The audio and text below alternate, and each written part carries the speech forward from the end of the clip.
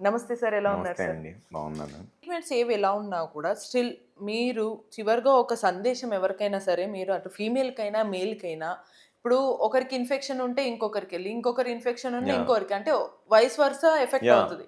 So, వీళ్ళకి మీరిచ్చే suggestions గాని, సూచనలు గాని, జాగ్రత్తలు ఎటువంటివి పాటించాలంటారు? వెంటనే వాళ్ళు తీసుకోవాలి అంటే ఏమి యాహ్! ట్రీట్మెంట్ గాని మీతో వచ్చి ఎలా కన్సల్ట్ అవ్వచ్చంటారు?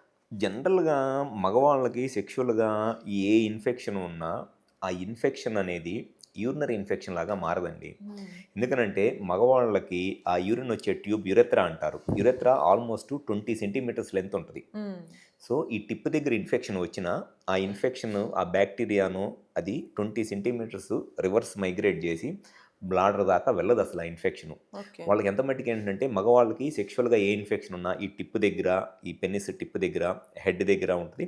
లేదు అనంటే టెస్టిస్‌కో, ప్రోస్టేట్‌కో స్ప్రెడ్ అయిద్ది. హుహు. యూరినరీ ఇన్ఫెక్షన్ లాగా మట్టికి మారదు. అది మళ్ళీ నయమయ్యే ఛాన్స్ అయితే ఈజీగా ఉంటది తగ్గిపోయిద్ది మళ్ళీ. అబ్బాయిలకి. ఈజీగా తగ్గిపోయిద్ది. హ్మ్. కానీ ఫిమేల్స్‌కి ఏమైద్ది అనంటే వన్స్ సెక్షువల్‌గా ఏదన్నా ఈ మేల్స్‌కి ఇన్ఫెక్షన్ ఏదైనా ఉండి, సెక్షువల్‌గా పార్ట్నర్‌తో కలిస్తే ఈజీగా వాళ్ళకి సెక్షువల్ ఇన్ఫెక్షన్స్ అనేవి వచ్చేస్తాయి. మేల్ నుంచి ఓకే. ఫిమేల్‌కి. హ్మ్. ఫిమేల్‌కి గనక సెక్షువల్‌గా ఇన్ఫెక్షన్ ఏదైనా వస్తే ఈజీగా బ్లాడర్‌కి వెళ్ళిపోయిద్ది. ఎందుకనంటే మగవాళ్ళకి యూరిన్ వచ్చే ట్యూబ్ 20 సెంటీమీటర్స్ ఉంటది. హ్మ్. ఆల్‌మోస్ట్ ఈ లెంత్ ఉంటది 20 హ్మ్. సెంటీమీటర్స్ అంటే. హ్మ్. ఆడవాళ్ళకి జస్ట్ 4 సెంటీమీటర్స్ ఉంటది. ఓకే. యూరిన్ వచ్చే ట్యూబ్. హ్మ్. బ్లాడర్ ఇక్కడ ఉంటే హ్మ్. ఇంతే ఉండేది. 4 సెంటీమీటర్స్ ఉంటది. హ్మ్. సో, ఇక్కడ ఈ లెవెల్‌లో సెక్షువల్‌గా కలిసినప్పుడు వెజైనల్ ఇన్ఫెక్షన్స్ ఏదైనా వచ్చిందనుకోండి, ఈజీగా బ్లాడర్‌కి వెళ్ళిపోతాయి. ఓకే.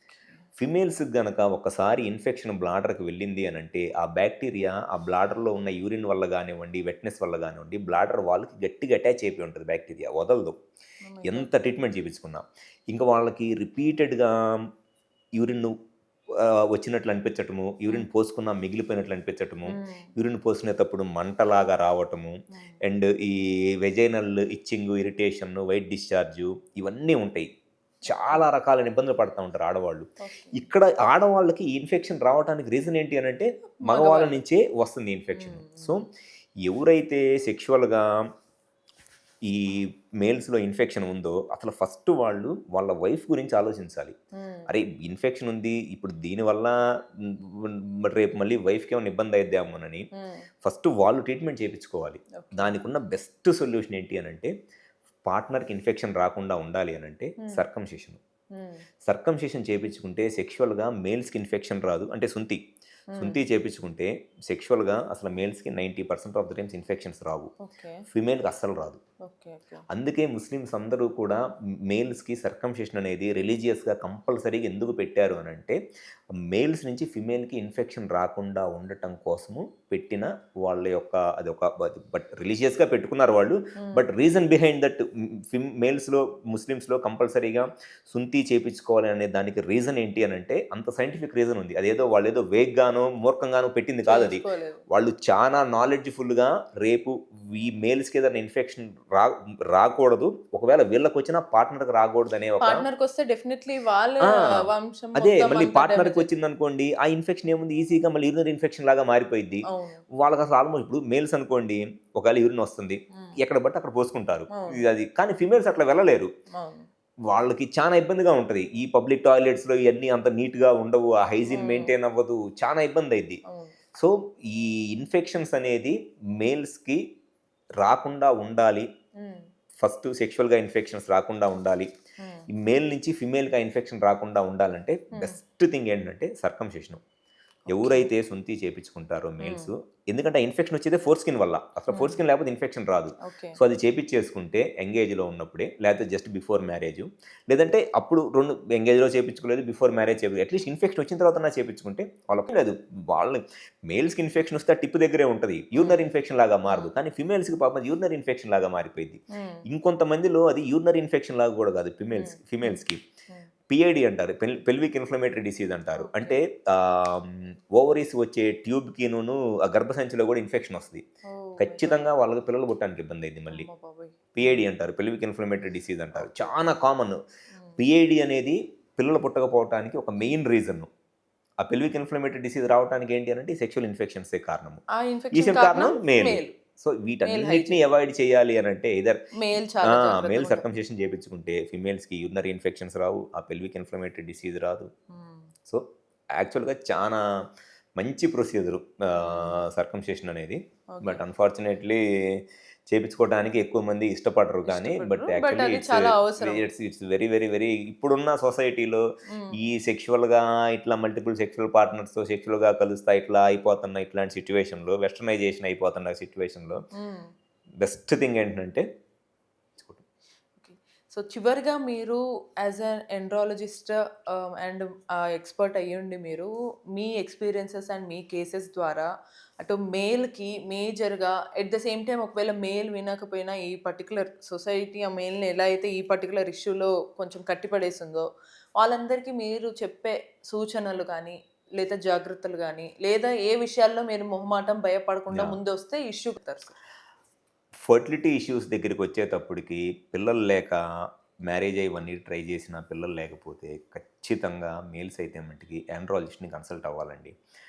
ఫిమేల్ లేడీ డాక్టర్‌నో, గైనకాలజిస్ట్‌నో కలిస్తే మట్టికి మగవాళ్ళు వెళ్ళి వాళ్ళకి డబ్బులు వేస్టు, టైం వేస్టు తప్పితే కానీ ఈ టీవీల్లో వీళ్ళిచ్చే పబ్లిసిటీ ఎట్లా ఉంటదంటే ఐవీఎఫ్ సెంటర్ వాళ్ళు ఇద్దరికీ మా దగ్గర ట్రీట్మెంట్ చేస్తాము. ఇద్దరు ఒకే దగ్గర ట్రీట్మెంట్ చేపించుకో అది అది అబ్సల్యూట్‌లీ రాంగ్. అబద్ధం అది. హ్మ్. ఇద్దరికి ఒక దగ్గర ట్రీట్మెంట్ చేస్తామనేది.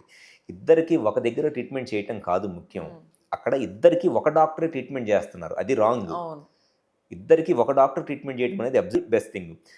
సెక్షువల్ ఇష్యూస్ వచ్చేటప్పటికి హ్మ్. First thing either sexual issues అయినా గానీ, ఫర్టిలిటీ ఇష్యూస్ అయినా గానీ మేల్స్ వాళ్ళకి ఆ ప్రాబ్లమ్ ఉంది అనేది వాళ్ళు యాక్సెప్ట్ చేయాలి. చేయాలి. వాళ్ళు ఈగోయిస్టిక్‌గా పొయ్యో లేకపోతే సోషల్ స్టిగ్మాతోనో యాక్సెప్ట్ చేయకపోతే వాళ్ళకే నష్టం. అవును. ఎవరికీ నష్టం గాదు. రైట్. వాళ్ళకే నష్టం. సో, సెక్షువల్‌గా ఏ ప్రాబ్లమ్ ఉన్నా సరే ఫస్ట్ వాళ్ళు యాక్సెప్ట్ చేయాలి. అది ఎరెక్టైల్ డిస్‌ఫంక్షన్ లేదా ప్రీమెచ్యూర్ ఎజాక్యులేషన్ అంటే అంగస్తంభన సమస్య, శీఘ్రస్ఖలనం ఏ ప్రాబ్లమ్ ఉన్నా ఫస్ట్ యాక్సెప్ట్ చేయాలి. హ్మ్. చూపించుకోవడానికి ముందుకు రావాలి. పార్ట్నర్ సైడ్ నుంచి పార్ట్నర్ గూడా ఓపెన్‌గా చెప్పాలి.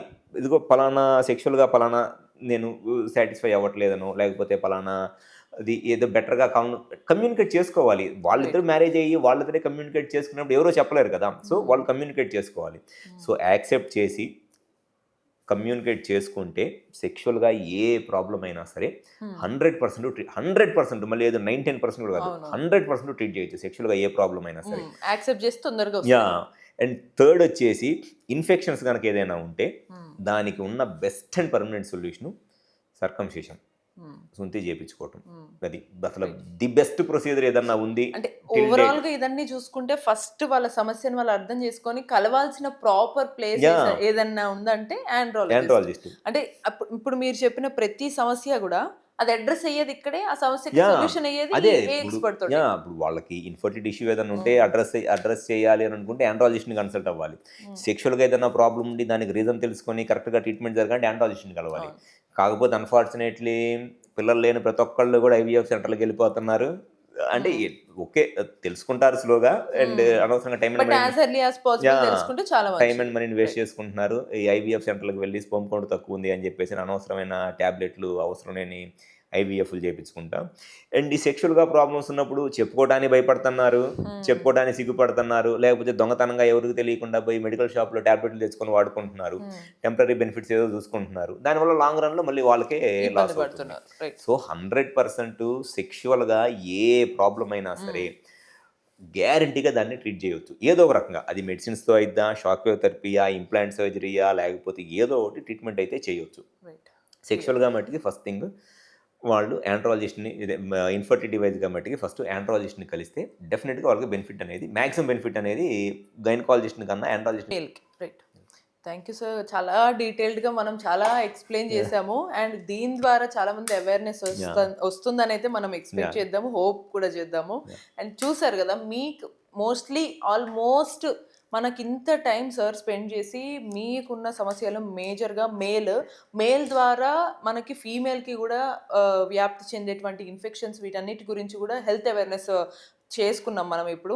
మీకేమన్నా డౌట్స్ ఉండి కవర్ అవ్వలేదనుకుంటే కూడా కామెంట్ చేసుకోవచ్చు. అండ్ మీరు విజయవాడలో ఉన్నటువంటి జై ఆండ్రాలజీ అండ్ మెన్ హెల్త్ హాస్పిటల్‌కి గూడా వస్తే 5 బ్రాంచెస్ ఉన్నాయి. విజయవాడ, వైజాగ్, రాజమండ్రి, నెల్లూరు మరియు కర్నూలు. ఈ 5 ప్లేసుల్లో branches. Vijayawada, Vizag, Vizag, Rajahmundry, Rajahmundry, Nellore. Nellore, Kurnool. Okay. So, మీకు కూడా ఏదన్నా సమస్య ఉంది, మాట్లాడుకోవాలి అనుకుంటే కామెంట్ రూపంలో అడగొచ్చు. లేదు ఇబ్బంది పడితే డైరెక్ట్ డాక్టర్‌నెళ్లి మనకి 5 బ్రాంచెస్ ఉన్నాయన్నమాట. విజయవాడ, వైజాగ్, నెల్లూరు, కర్నూలు రైట్ హ్మ్. సార్? హ్మ్. ఎగ్జాక్ట్లీ. సో 5 బ్రాంచెస్‌లో సార్ మీరు వెళ్లి కనుక్కుంటే అండ్ హౌఎవర్ ఇప్పుడు మీరు సార్ సెషన్ అంతా చూసిన తర్వాత ఎంత ఫ్రీగా మాట్లాడుతున్నారు అనేది కూడా మీకు అర్థమయ్యి ఉంటుంది. అలా మీ ప్రాబ్లమ్స్‌కి వెంటనే ఇప్పుడే చెక్ పెట్టేయండి. ఇప్పుడే ఏవైతే రాంగ్ ట్రీట్మెంట్స్ ఏవైతే తీసుకుంటున్నారో వాటిని వెంటనే ఆపేస్తే చాలా ఉత్తమం అనేదైతే చాలా క్లియర్‌గా మనకు అర్థమవుతుంది. ఇటువంటి మరిన్ని ఇంట్రెస్టింగ్ వీడియోస్ కోసం మన ఛానల్ చూస్తూనే ఉండండి. ఇటువంటి ఏవన్నా డౌట్స్ ఉన్నా కూడా ఒకవేళ స్క్రీన్ మీద కనిపిస్తున్న నంబర్‌కి కాల్ చేస్తే హాస్పిటల్ వాళ్ళని కూడా మీరు కాంటాక్ట్ అవ్వచ్చు.